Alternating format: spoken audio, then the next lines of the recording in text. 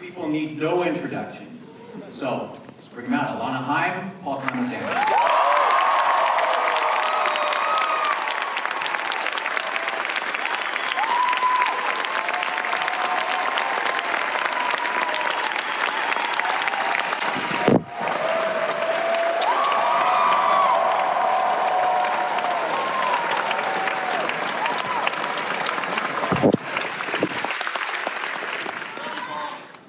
PTA! Rock and roll! Oh no, we're sharing a mic. We're sharing a mic. We're sharing one. Yeah, or I could just hand you mine. No. We can share. All right, so let's go back. Like you were saying, Paul, that I think a few years ago, you told Alana, I'm gonna write a movie, and you're gonna be in it. Like, so where did that impulse come from? Well, first of all, my heart is bursting right now. Thank you guys.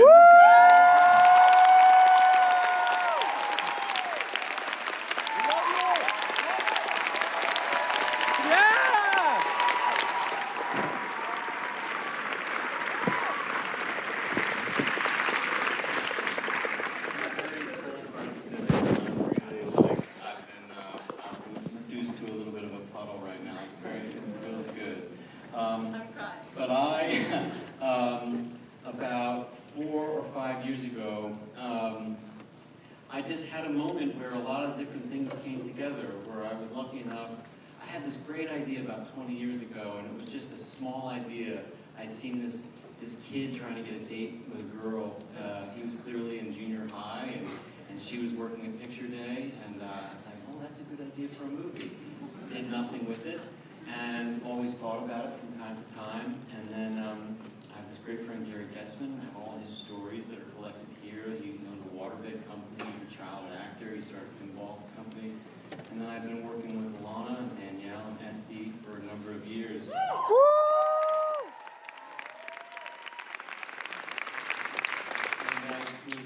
I had 3 things together that seemed to make perfect sense. And I remember looking at Alana like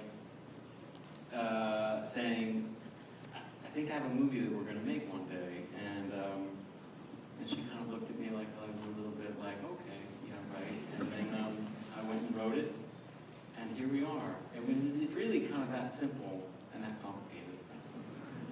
So you went and wrote it, you emailed it to Alana. Yeah. She, as I understand, you're in London, you're jet lagged, you just landed, you get this email, like you open it up and it's a script and it's like, oh, there's a character named Alana. That's interesting. But you didn't necessarily think that that was going to be you playing Alana. Maybe just Paul named the character Alana. Of course. I mean, maybe I'm just, I don't know, gullible. I have no idea. I just had no clue. It went completely over my head when I got this script. And one of the first names on the page was my name, and I was just so excited that Paul was going to use my name. I was excited. It's a great name. I mean, I like my name. I don't know if it's a great name, but I like it. It was given to me. Danielle, my sister, named me. Danielle's here. She's going to love that.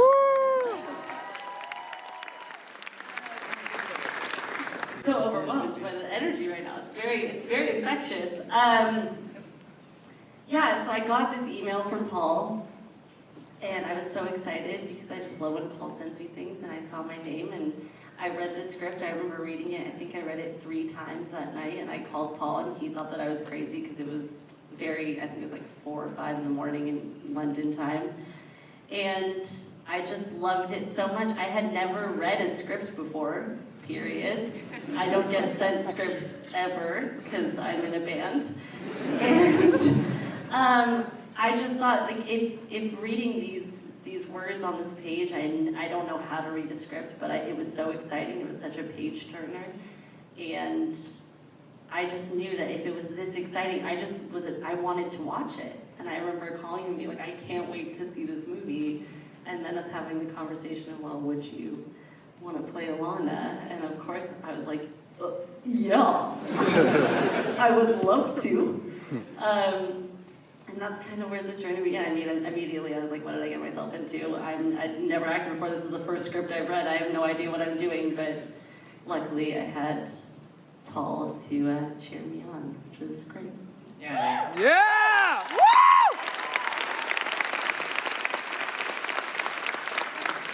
And the journey, like, I mean, it really began many years before that, where Paul, you're at a party, you're talking about these sisters who are in a band in the valley that you really like. And it's like, oh, somebody at the party goes, I know them. And you're like, okay, well, here's my email.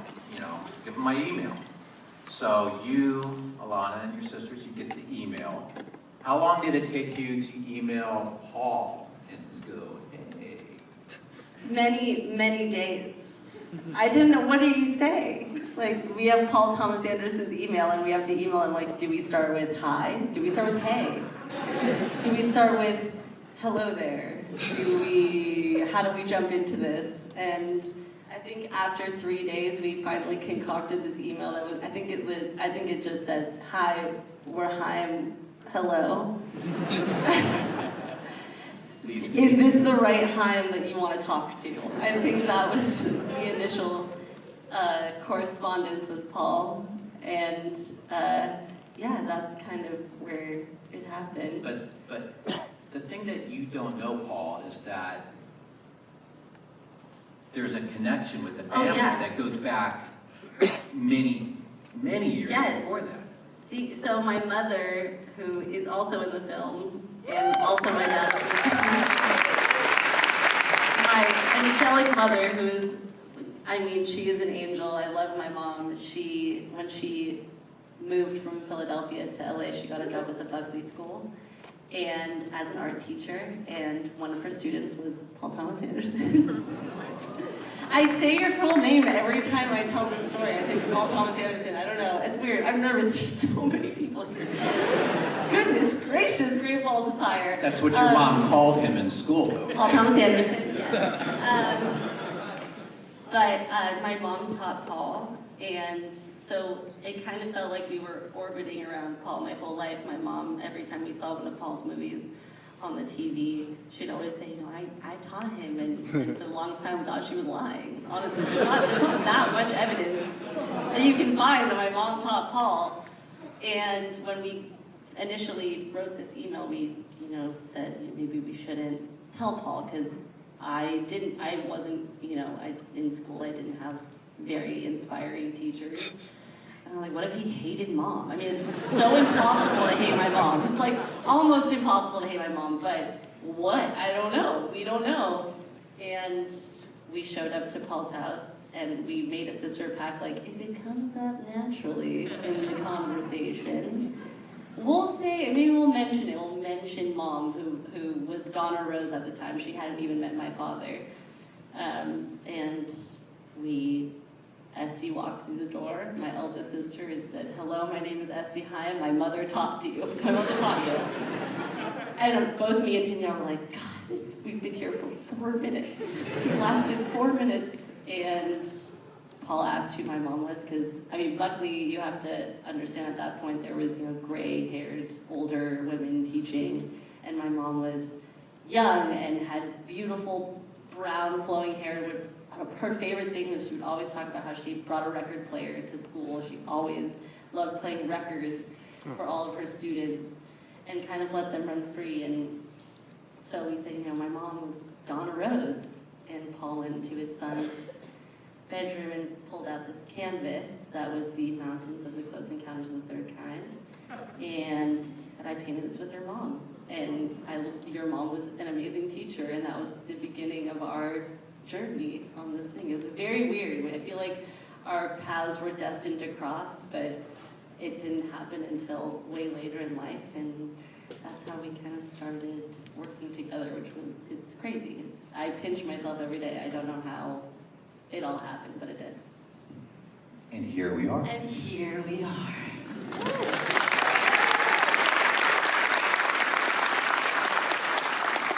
So,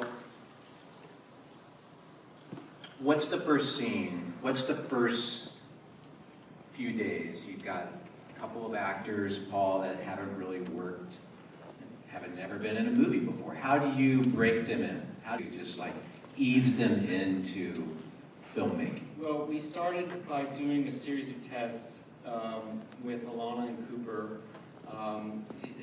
Obviously, Alana's never acted before, Cooper's never acted before. And so we took little baby steps in. So we went to a diner called Wexler's Deli in Woodland Hills. And we took over a little corner and we shot some scenes there. We didn't close the deli down or anything like that, just to sort of give a nice environment, and they did great. And then we did another test at the school for costumes and hair, and they did great. And then the first day of shooting was the Bradley Cooper scene, where Bradley Cooper walks out, and they froze. They completely froze. And that was exactly right, because they were able to kind of bond together. You know, Cooper had to spend the first day being screamed at by Bradley Cooper, dominated by him.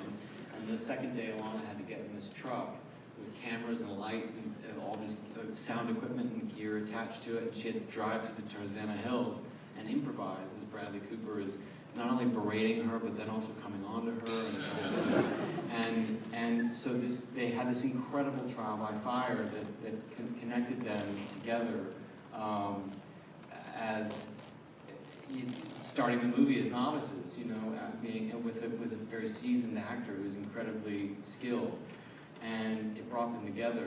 And then by the time those 5 or 6 days were over and they'd been absolutely terrorized by Bradley Cooper, they were really ready. They were not freezing. They had confidence, and they saw his focus as well, and it rubbed off on them.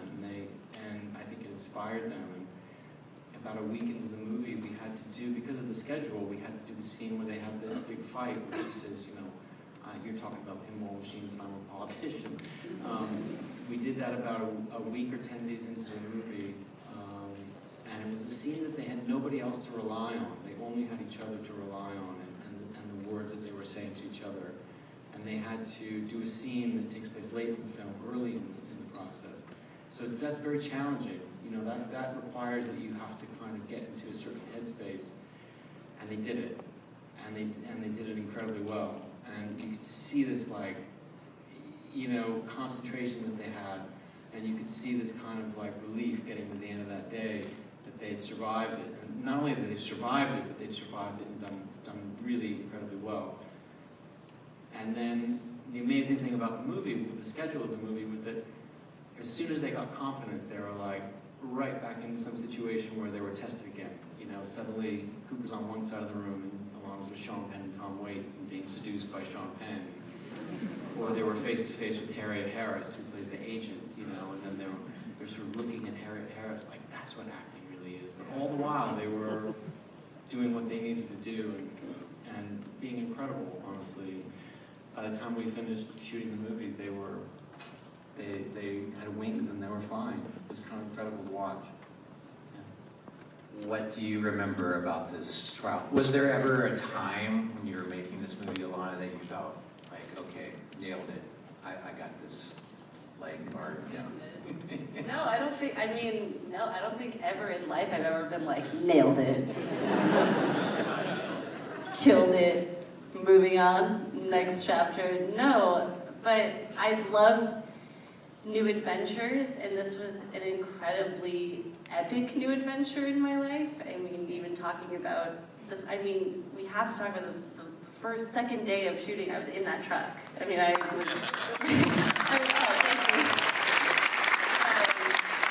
which was the craziest adventure. I mean, getting that over with in the first week, honestly, was the biggest blessing. I was actually very happy. I was terrified in the beginning, but I was very happy to, you know, start off driving in reverse, trying to put that truck in reverse. But no, I mean, every day was insane. I mean, the movie is insane. There's so many different twists and turns, and you never kind of know what's going to happen next, which is great. And that's kind of how it felt every day. I just showed up did try to do my best, and that's all you can do, and editing does the rest, I will say.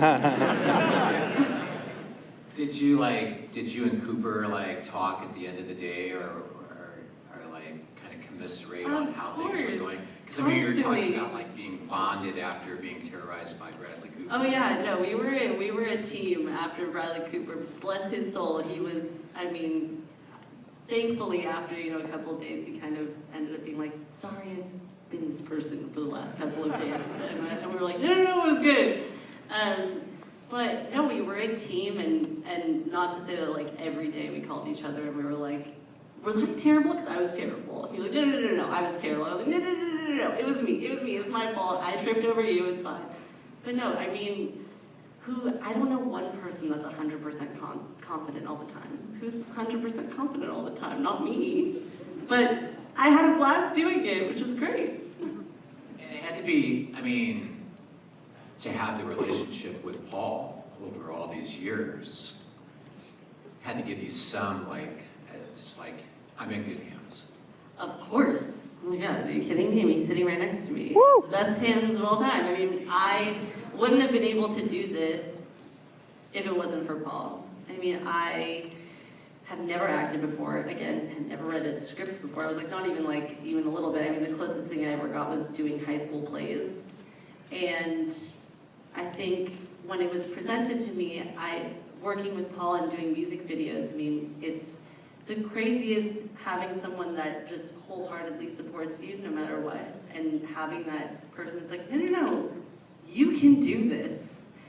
It's very rare. I mean, I have been in music for a very long time, and it's very rare to find someone that's like, no, you can do this, because you get a lot of like, you can't do this, a lot. And to have someone to be like, you can, is rare, and to have that in Paul, I wouldn't be able to do without him. So I'm very happy about it. Well,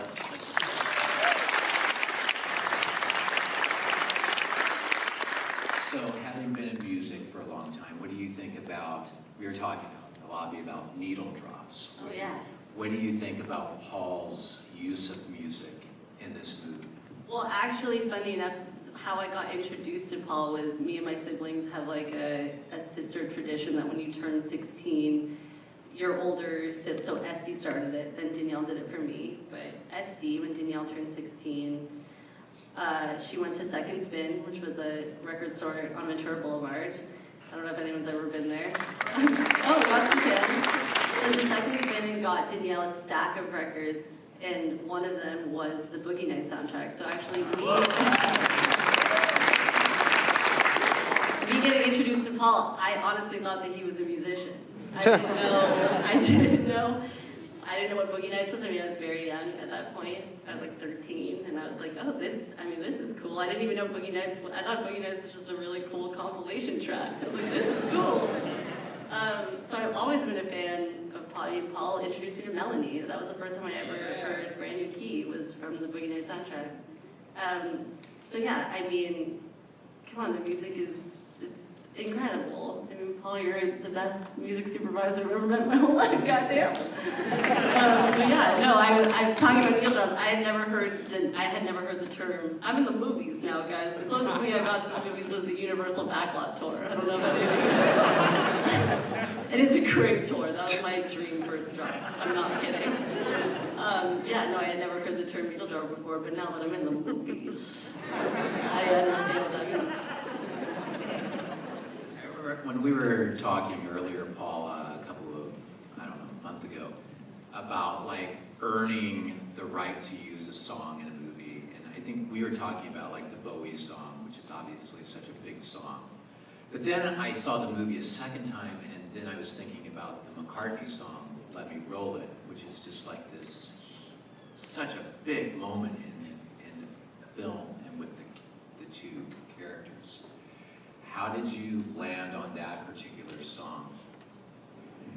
Well, how did I not land on that particular song is the question, because it's fucking great. It's a great song.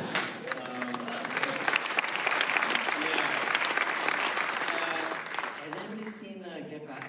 Yeah! like the most, it's a really Beatles song, Let Me Roll It. It's like, You know, it's like he's doing John I was Lennon just a reading little this bit. thing. He said he was trying to do a John song. He was like, I kind of made it sound like a John song, and I did this. There's something with the EQ that he did. He tried to make it that John loved. I can't remember what they called it, but they called it anyway. And I think, or at least the way that the folklore goes, is that it is like he was trying to make peace. Like, let me roll this joint, and I'm gonna try to, and we can smoke it together. We can talk about the old times, and we can try and make peace to each other. And that's a great way to look at it through the Beatles filter. But I've always thought it was an incredibly intimate and romantic song. And so it fit good with two people laying on a waterbed who from Gary's point of view, he wants to do something, but he can't do something, or he can't find the courage to do something. And it's the first time in the movie where a song plays with nothing else, absolutely nothing else happening. I thank God it's Paul McCartney playing Let Me Roll It, because it sounds really good, especially in a movie theater, coming like loud through the speakers. Yeah, amazing to mix it. When you're standing on a big stage, you're finishing a movie, you think like, this sounds pretty good. Who did this song? I'm just curious, how many people here in this theater have seen this movie more than once? A lot of them close to the stage. This seems like great. How many? This is interesting. How many people are 21 and under? A little young. Yeah. We're talking about like influences for this film. One was like Fast Times. I remember you mentioned that. I think he would have been like 13, right? I was 13 or 14 when Fast Times came out. How did you see it? I snuck into the theater. And I got caught, actually. I got snuck into the Pacific 4 at the Sherman Oaks Galleria. Fuck yeah, whoever. Let's go fucking out for a drink after. Yeah! Woo! I snuck into at the Galleria to see it, where it was shot as well, and I got fucking nabbed. I got the hand on the shoulder, like, you're not supposed to be in here, and I got taken out. And then I did it again, and I didn't get caught, and I saw it all the way through. It's a classic. It's a classic that stuck with us. For anybody that loves movies, or even if you just kind of like movies, you love Fast Times. And American Graffiti is the other movie that obviously... Yeah! Those two movies are the touchstones. If you're going to make a movie about what it feels like to be a teenager or to be, struggling through adolescence, those are the two movies. Dazed and Confused would be the other one. And so you're making a movie, and you're aware of those other films, and you're aware of them, especially when you're writing them or before you start it, and then you try not to think about them, and you do your own thing and you tell your story. But you know in the back of your mind that if you can reach to the heights that those kinds of films got to, then you might be doing a good thing. So those, it's okay to try and reach for that. Great films. Did you talk to the cast about that kind of? I'll tell you what I did. I'll tell you, this is a very important thing, because all the young actors in the movie, not just Alana and Gary, but all their buddies and Gary's buddies, a lot of them are friends of my daughter's.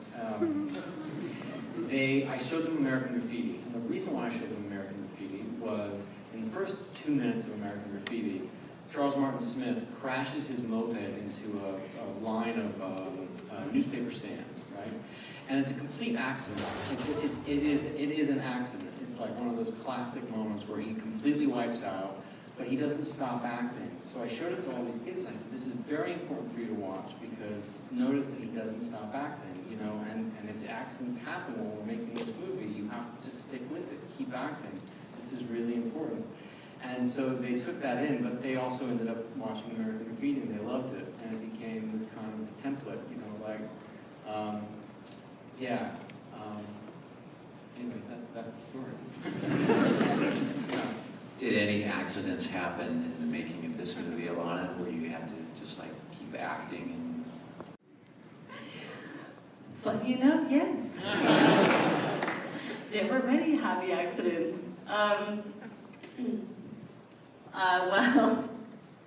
you're already laughing. Funny enough, I think it was day 2 of the shoot, so I had seen American Graffiti. I had Paul's, you being like, I've never acted before, I'm gonna take Paul's word as Bible and just keep going. And I was driving, I had Bradley Cooper Hoffman, my best friend, and myself, and I had to drive this truck through the Tarzana Hills. And I guess I was riding the clutch too hard, because I had to learn how to drive stick shift. Also, just, I'm a terrible driver, and I don't think Bradley Cooper knew that, but I knew that. And so I think I was riding the clutch too hard, and something had popped in the engine, and smoke had filled in the cab, but I didn't know that. I thought, I was like, oh, this is supposed to happen. This is one of those tricks that they do in the movies, where something goes crazy and I'm being tested. And so I have that scene from American Graffiti playing over and over in my mind, and I go, you gotta keep going, you gotta keep going. And the whole cab is filling with smoke. And unfortunately, because I had a walkie-talkie that, people could talk to me, but I turned it off because I was like, I gotta be focused. So I'm driving, smoke, filling. And finally, Bradley Cooper goes, is that normal? And I just go, in my mind, I go, wow, acting. Incredible. I go, what do I say to that? I have to improv here. I go, yes. And we're driving, Bradley Cooper goes, are you sure that's normal? Like, wow, he's a professional. And me and Cooper are both like, we know what's going on, this is real. And finally, after, 3 more minutes of me driving, we finally end the road. I park and I put it in park. I turn the car off, I look over, and I'm like, oh, that was incredible. I look back and I see Paul in the fall van going, get out of the van! Get out! And I turn back and Bradley Cooper and Cooper are gone. Asking him this beautiful take where I go, God, acting! And then I run out of the van.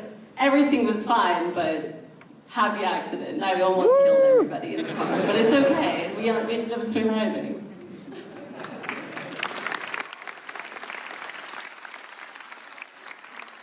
It wasn't dangerous.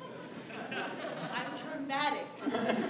That American Graffiti screening, that had some impact, clearly, yeah. Okay, how are we on time? Shout it out. 5, 2, I'm blind. Five more okay, minutes. okay, You guys okay. have come a long way. We don't want to keep it too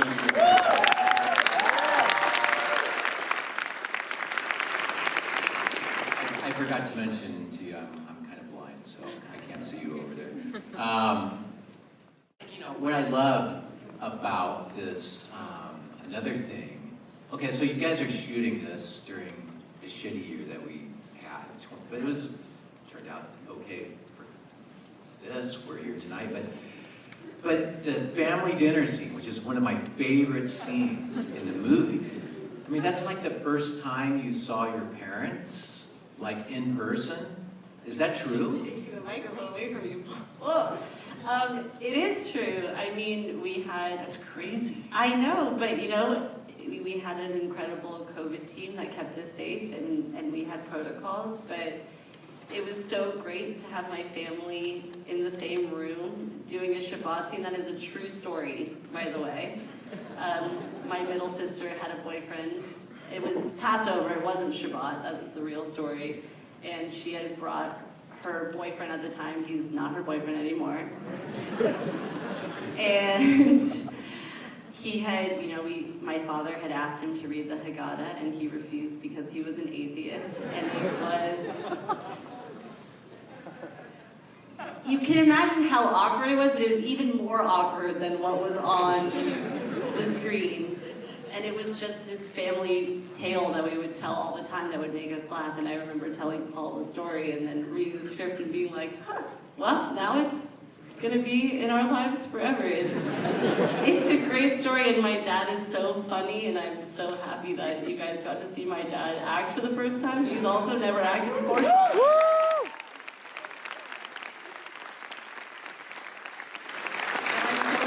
Have this snapshot of time that I can, watch all over and over again of me and my family having a Shabbat dinner. Yeah. I guess that's such an interesting thing about this movie. It's just the people who haven't acted a whole lot, young and old, working against Sean Penn and Bradley Cooper, and I mean it's such a mix of. You really mix this cast up. And the other thing that you were telling me is just like, and it feels like, I mean, I guess it's like this scene that you're just describing. The whole movie though has that feel of like a home movie. Like this is what you did I guess it was what, late summer, early fall. Yeah. We were meant to start the movie in May. It was going to be our summer movie that we were all going to do. So then March came around and we stopped. And the first opportunity that we had to do it was in August, and we started back up. Full steam ahead, just trying to figure out how we could pull it off. And the amazing thing was that, normally you make a film and you have scenes with a large series of background actors and to help you do it. And we did from time to time employ background actors, at the teenage fair but at the high school, we had 100 kids and we knew every single one of them. We knew every single one of their names. We knew their parents. We knew where they were going to go after school, after we shot, and how it was going to go. And we were able to keep a very, very tight group together at this very precarious and peculiar time. Kind of amazing the way that all worked out. And it was always sort of meant to be that, but that there was a certain point where we were all in this life raft together, and trying to pull this thing off, which I look back and I think like, wait, why the fuck were we doing that? That's crazy. It's crazy that we did that. But I guess we felt such an impulse to finish what we planned on, and to have something to do, to have something to aim for, to have something to get up in the morning to do each day to keep us going. And I can't help but think that the film that we would have made would have been very good if we started in May, but I think the film that we made when we started in August is great, and that has to have contributed to it somehow. I mean, you can't really, like, it's hard, how do you quantify it, but like when all of that is up there on the screen, you can really feel it, and I feel like that's why this theater is full tonight. This is just such an amazing sight. Yeah. Like, just to look out and see 1,400 people loving a movie.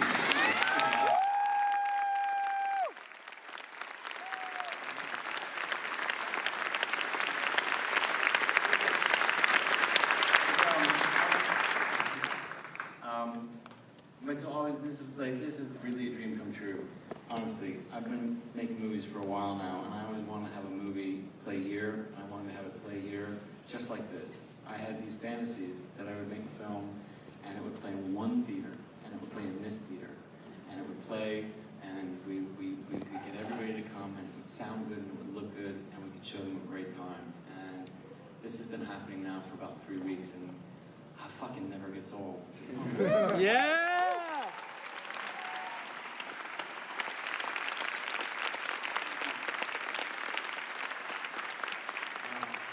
Thank you all for coming tonight. Thank you, Paul and Alana. Thank you, guys.